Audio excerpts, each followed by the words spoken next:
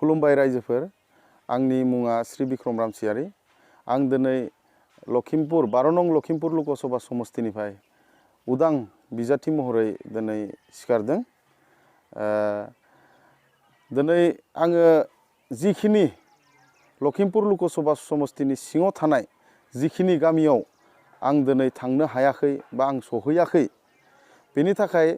रायजो राजाफोरा जेन दुखु मोना बा गाज्रि मोना बेनि थाखाय आङो रायजो राजाफोरनिसिम बे भिडिअनि गेजेरजोंनो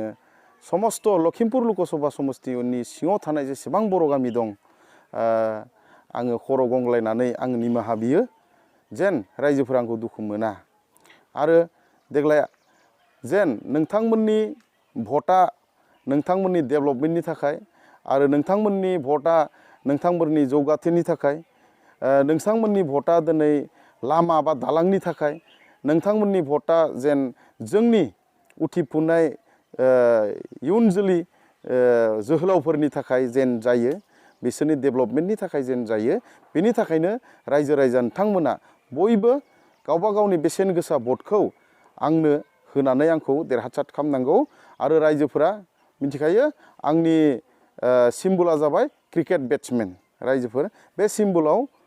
भट होनानै आंखौ जेन देरहासार खालामो आरो बे सिम्बला थागोन 9 नम्बराव थागोन बे सिम्बला जेन रायजोफोरा थांनानै जेन बेट्समेन बे 9 नम्बराव थागोन बेट्समेन सिम्बलाव भट होनानै जेन आंखौ देरहासार खालामनो थाखाय गासै लखिमपुर लोकसभा समस्तिनि सिङाव थानाय जेसेबां बर' गामि दं बिसोरनि सिगाङाव आंनि गुरै खावलायनाय गोजोन्थों।